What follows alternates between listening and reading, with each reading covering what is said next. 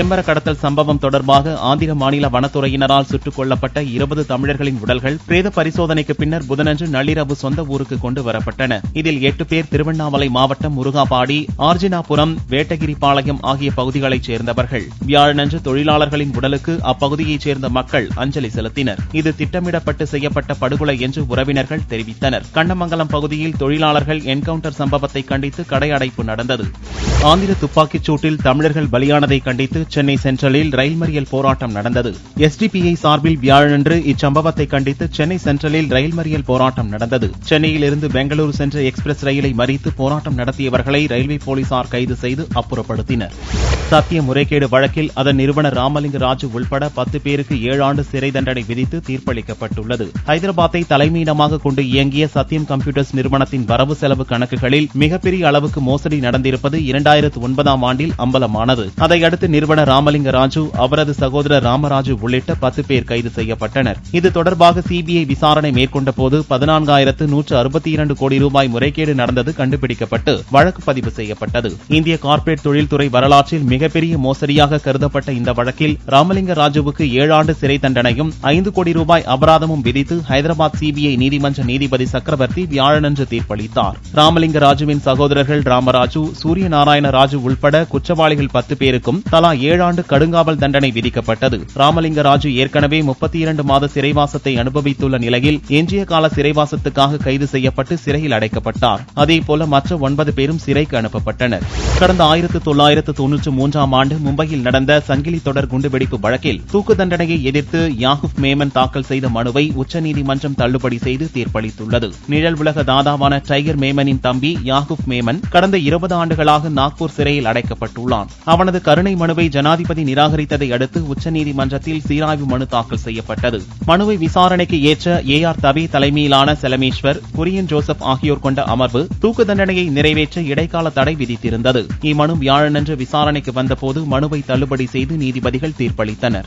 அரசு போக்குவரத்து பேருந்து பராமரிப்பு மற்றும் முதலுதவி பெட்டி மருந்துகள் வாங்குவதில் ஊழல் நடந்து இருப்பது அம்பலமாகியுள்ளது. கோவை கோட்டத்தின் கீழ் 794 உள்ளூர் நகர பேருந்துகள், 35 வெளிமாநில பேருந்துகள் உட்பட மொத்தம் 1181 பேருந்துகள் இயங்கி வருகின்றன. கோவை வெள்ளலூர் பகுதியைச் சேர்ந்த டேனியல் என்ற தகவல் அறியும் உரிமை ஆர்வலர் போக்குவரத்து கழக செலவினங்கள் குறித்த தகவல்களை தகவல் அறியும் உரிமை சட்டத்தின் கீழ் கேட்டிருந்தார். இதில் பேருந்துகளை பராமரிக்க மாதம் ஒன்றுக்கு 212 லட்சம் ரூபாய் அளவுக்கு செலவு செய்து வருவதாக தெரிவிக்கப்பட்டது. முதலுதவி பெட்டி மற்றும் மருந்து வாங்கப்பட்டு இருப்பதாக கணக்கு காட்டினாலும் இவை அரசு பேருந்துகளில் இல்லை என்பதுதான் அம்பலமாகியுள்ளது.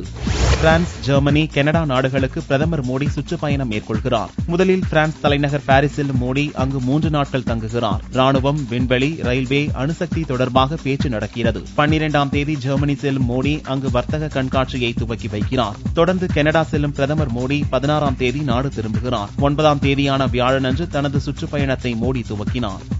காவிரி டெல்டா மாவட்டங்களில் ரயில் மறியல் போராட்டம் வியாழனன்று நடந்தது. காவிரியின் குறுக்கே கர்நாடக அரசு அணை கட்டும் நடவடிக்கையை கண்டித்து கம்யூனிஸ்ட் மற்றும் விவசாயிகள் அமைப்பு சார்பில் தஞ்சை, திருவாரூர், நாகை ஆகிய டெல்டா மாவட்டங்களில் வியாழனன்று ரயில் மறியல் போராட்டம் நடந்தது. தஞ்சையில் ரயில் மறியலில் ஈடுபட்டவர்களுக்கும் போலீசாருக்கும் இடையே ஏற்பட்ட தள்ளுமுள்ளுவால் பதற்றம் நிலவியது. போராட்டத்தில் ஈடுபட்ட அனைவரையும் போலீசார் கைது செய்து அப்புறப்படுத்தினர்.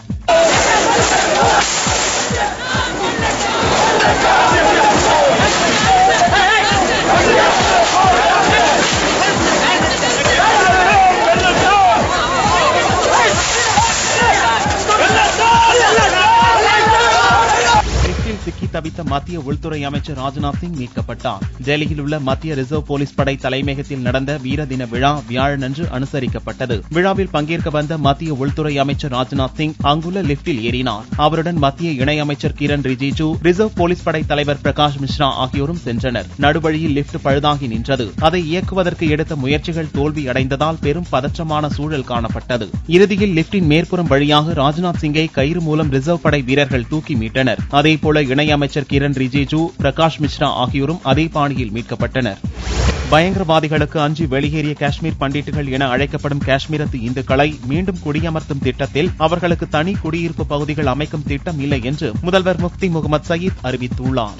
காஷ்மீரத்து இந்துக்களுக்கு என தனிப்பகுதியை உருவாக்குவதற்கு எதிர்க்கட்சிகள், பிரிவினைவாத அமைப்புகள் மட்டுமின்றி பண்டிட்டுகளும் எதிர்ப்பு தெரிவித்தனர். இந்நிலையில் வியாழனன்று காஷ்மீர் சட்டசபையில் இதுகுறித்து விளக்கமளித்த முதல்வர் முஃப்தி முகமது சயீத், காஷ்மீர் திரும்பும் இந்துக்கள் முஸ்லிம்களுடன் கௌரவத்துடன் வாழ வேண்டும் என்பதே தனது விருப்பம் எனவும் தனி குடியிருப்புகள் உருவாக்கப்படுவதாக தவறான தகவல்கள் பரப்பப்பட்டதாகவும் கூறினார்.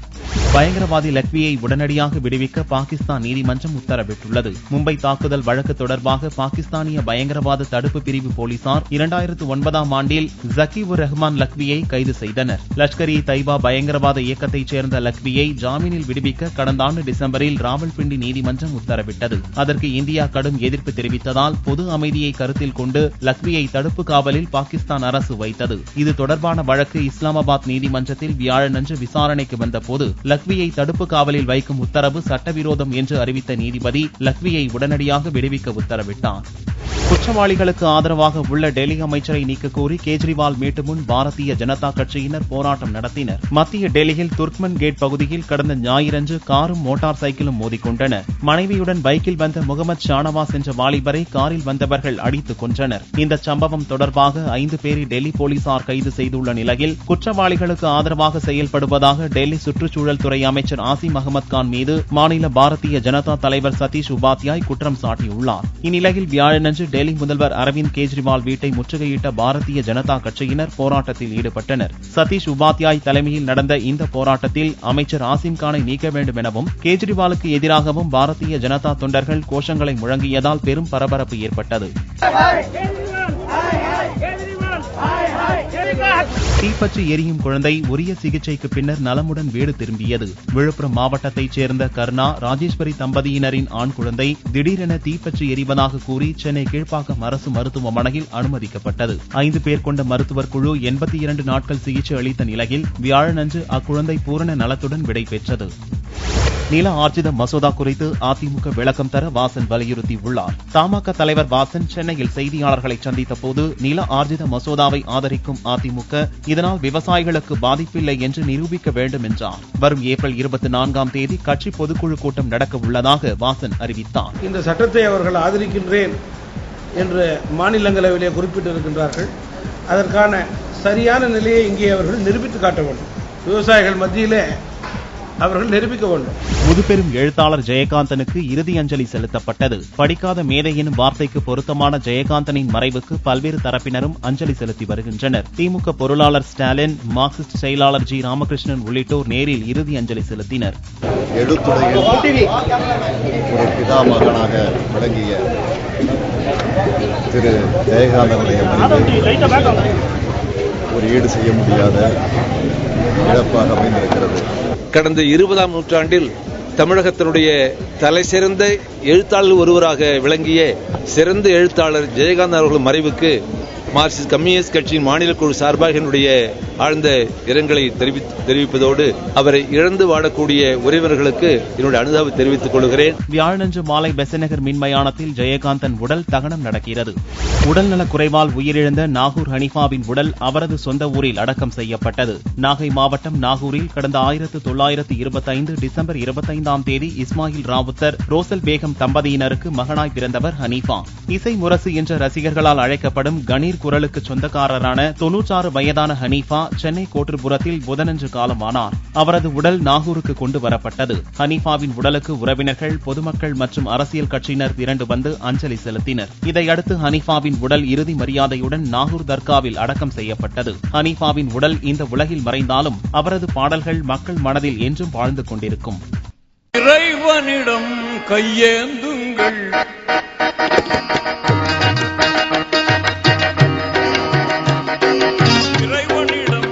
ஏந்துங்கள், அவன் இல்லை என்று சொல்லுவதில்லை. பொறுமையுடன் கேட்டு பாருங்கள், பொறுமையுடன் கேட்டு பாருங்கள், அவன் பொக்கிஷத்தை மூடுவதில்லை.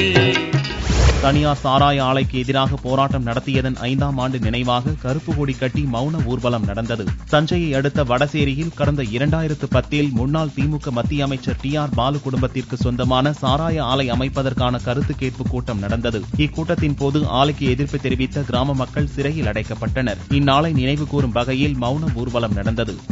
வண்ணத்து பூச்சி பூங்கா கட்டும் பணியை சட்டசபை குழு ஆய்வு நடத்தியது. திருச்சி ஸ்ரீரங்கத்தில் 25 ஏக்கர் பரப்பளவில் 12 கோடி ரூபாய் செலவில் வண்ணத்து பூச்சி பூங்கா அமைக்கும் பணியை சட்டசபை குழுவினர் ஆய்வு செய்தனர். தொடர்ந்து இக்குழுவினர் திருச்சி மாவட்ட கலெக்டர் அலுவலகத்தில் ஆய்வுக் கூட்டம் நடத்தினர். பேனா பென்சில் திருடியதற்காக 8 வயது மாணவனை பள்ளி முதல்வர் சரமாரியாக அடித்ததில் அவன் இறந்தான். உத்தரப்பிரதேச மாநிலம் பாரபங்கி நகரில் ரஹேலமா அகாடமி என்ற தனியார் பள்ளி உள்ளது. 3ஆம் வகுப்பு அறையில் பேனா பென்சில் ரப்பர்கள் திருடு போனதாக முதல்வர் லலித் வர்மாவுக்கு புகார் சென்றது. சிவா என்ற மாணவனின் பையிலிருந்து திருட்டு போன பேனா பென்சில்களை கண்டெடுத்த முதல்வர் வர்மா அந்த மாணவனை கடுமையாக அடித்து உதைத்துள்ளார். வீட்டுக்கு சென்ற மாணவன் சிவா கடுமையான வயிற்று வலி, வாந்தி எடுத்தபடி மயங்கி விழுந்தான். மருத்துவமனைக்கு கொண்டு செல்லும் வழியிலேயே அவனது உயிர் பிரிந்தது. பள்ளி முதல்வர் லலித் வர்மாவுக்கு எதிராக பெற்றோர்கள் போராட்டம் நடத்தியதை அடுத்து அவரை போலீசார் கைது செய்தனர். தங்கத்தின் விலையில் வியாழனன்று ஒரு சவரனுக்கு 200 ரூபாய் குறைந்து 20,056 ரூபாய்க்கு விற்பனையானது. 1 கிராம் ஆபரண தங்கம் 2,507 ரூபாயாக இருந்தது. வெள்ளி 1 கிராமுக்கு 1 ரூபாய் 40 காசுகள் குறைந்து 39 ரூபாய் 20 காசுகளுக்கு விற்பனையானது. பார்வெளியின் விலை 36,650 ரூபாயாக இருந்தது. பேட்மிண்டன் வீராங்கனை சாய்னா நேவால் சினிமா என்றால் ரஜினி கூடத்தான் நடிப்பேன் என்று தெரிவித்துள்ளார். பேட்மிண்டன் விளையாட்டில் உலகிலேயே முதல் நிலையை எட்டிய இந்திய வீராங்கனை சாய்னா நேவாலுக்கு திடீரென்று சினிமா மீது ஆர்வம் ஏற்பட்டுள்ளது. நடிகர் ரஜினியின் தீவிர ரசிகையான சாய்னா எந்திரன் படம் வெளியான போது அவரை சந்திக்க மிகுந்த ஆர்வம் காட்டினார். இந்நிலையில் சமீபத்தில் சாய்னா அளித்த பேட்டியில் தனது முதல் கவனம் விளையாட்டாக இருந்தாலும் ரஜினியுடன் ஒரு படத்தில் நடிக்க அனுமதி வாங்கிக் கொடுங்க, எந்த இடத்தில் வேண்டுமென்றாலும் கையெழுத்து போடுவேன் என்று கூறியுள்ளார். ரஜினியுடன் நடிப்பதை பெருமையாக பாக்கியமாக கருதுவதாகவும் இந்த வயதிலும் அவர் அழகாக தோன்றுவதாகவும் சாய்னா வியப்பு தெரிவித்துள்ளார்.